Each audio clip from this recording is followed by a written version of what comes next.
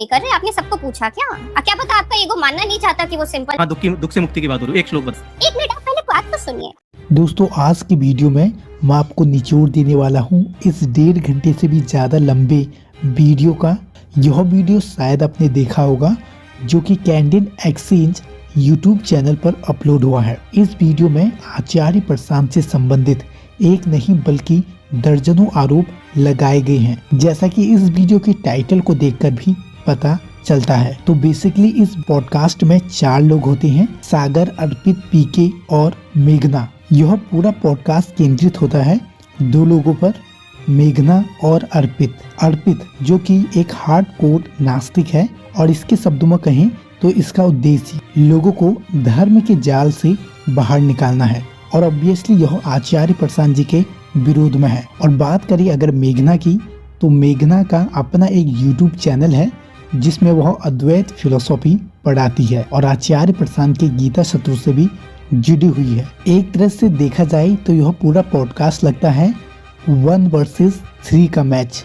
जी हाँ, क्योंकि जो ये 2 लोग हैं ये भी कुछ हद तक आचार्य प्रशांत के अगेंस्ट ही दिखाई देते हैं और अर्पित के साथ साथ इनके भी आचार्य प्रशांत के खिलाफ काफी ज्यादा आरोप रहते हैं। मेरा इस वीडियो को बनाने का उद्देश्य यह है कि इस पूरे पॉडकास्ट में आचार्य प्रशांत जी पर जितने भी आरोप लगाए गए उनकी सत्यता तक पहुंचना, तथ्यों की मदद से यह समझना कि इनके द्वारा लगाए गए आचार्य प्रशांत जी पर जो आरोप हैं उनमें कितनी सच्चाई है। तो दोस्तों आप इस लिस्ट को देख पा रहे हैं, ये सारे वो आरोप हैं जो कि इनके द्वारा आचार्य प्रशांत जी पर इस पॉडकास्ट में लगाए गए। अब दोस्तों हो सकता है कि मैं इन सारे आरोपों को इस सिंगल वीडियो में ना ले पाऊं, तो इंतजार करिएगा आने वाली वीडियोस का भी, और इसके लिए चैनल को सब्सक्राइब कर दीजिए। तो आते हैं पॉइंट पर और बात करते हैं सबसे पहले आरोप के बारे में, जो कि पॉडकास्ट के शुरुआत में ही सागर के द्वारा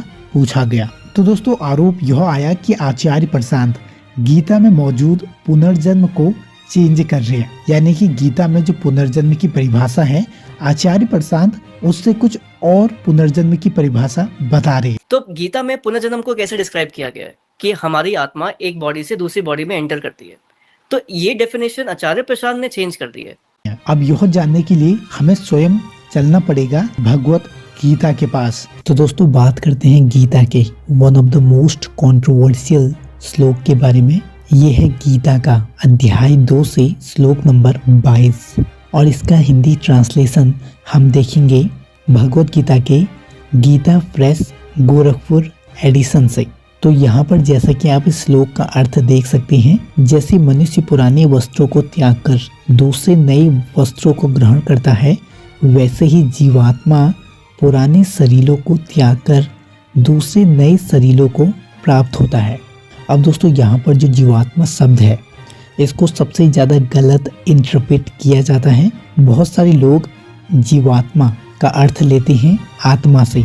जी हाँ, उनके अनुसार यह रहता है कि शरीर जब मर जाता है तो उसके भीतर से एक आत्मा निकलती है जो कि दूसरे शरीर में प्रवेश कर जाती है। ऐसा वो इस श्लोक को लेती है और इसी को नाम देते हैं पुनर्जन्म का। पर यह गलत इंटरप्रिटेशन है दोस्तों, क्योंकि जीवात्मा का यहाँ पर मतलब है देही से। जी हाँ, आत्मा से नहीं बल्कि देही से। और आत्मा क्या है वो एक अलग ही मुद्दा है, उसका लेना देना शरीर से निकल के दूसरे शरीर में जाने से है ही नहीं। पहले हम समझ लेते हैं जीवात्मा को। जैसा कि मैंने कहा कि जीवात्मा का मतलब देही से है, और ये साबित करने के लिए मैं सहारा लूंगा श्रीमद् भगवत गीता साधक संजीवनी। ये भी गीता प्रेस गोरखपुर एडिशन है जो कि स्वामी राम सुखदास जी ने ट्रांसलेट करी है। इसमें जब आप इसी श्लोक को देखेंगे अध्याय 2 श्लोक नंबर 22, तो आपको पता चलेगा कि यहाँ पर जीवात्मा की जगह देही शब्द का यूज किया गया है, यानी कि जीवात्मा और देही दोनों का एक ही अर्थ है और वह है शरीर धारण करने वाला। आपके भीतर जो खुद को मैं मानता है उसकी बात हो रही है। इवन आदि शंकराचार्य वाले वर्जन में भी आप देखेंगे कि यहाँ पर इस श्लोक में देही शब्द का ही इस्तेमाल किया गया है। दोस्तों इस टेबल को काफी ध्यान से देखिए। ये है प्रकृति के तत्व, जीवात्मा, शरीर, डरपोक होने की वृत्ति, बुद्धू होने की वृत्ति, अनुभव लेने की वृत्ति। ऐसे ही 100 तरीके के कैरेक्टरिस्टिक्स और हो सकते हैं। अब अगर मैं इसके नीचे आपकी व्यक्तिगत चीजें रख दूं, अगर मैं यहाँ पर आपका शरीर रख दूं और डरपोक होने की वृत्ति में रख दूं कि आप डरपोक हैं, इस वाले में रख दूं कि आप बुद्धू हैं, इस वाले में मैं आपका अनुभव रख दूं, तो क्या होगा कि जो जीवात्मा है ये आप शरीर को धारण कर लेगी।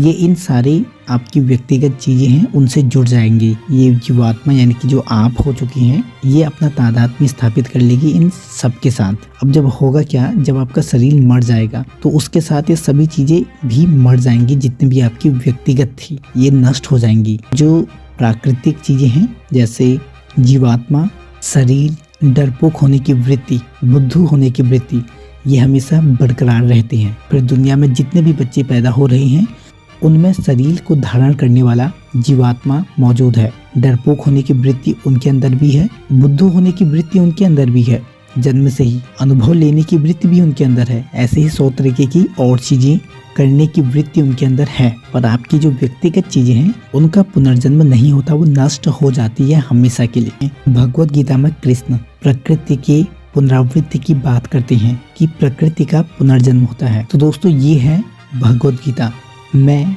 पुनर्जन्म का सिद्धांत कि पुनर्जन्म का क्या मतलब है।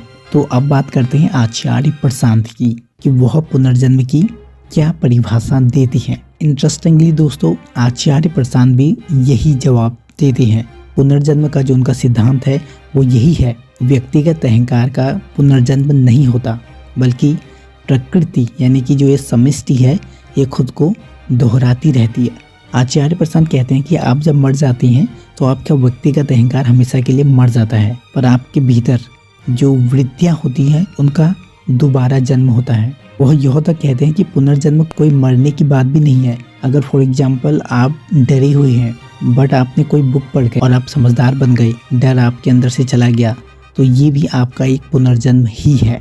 पुनर्जन्म होगा पर तुम्हारा नहीं होगा, प्रकृति का पुनर्जन्म होगा, व्यक्ति का पुनर्जन्म नहीं होगा। पुनर्जन्म अहम वृत्ति का होता है, व्यक्ति का नहीं होता करता, पर व्यक्ति का थोड़ी पुनर्जन्म होता है।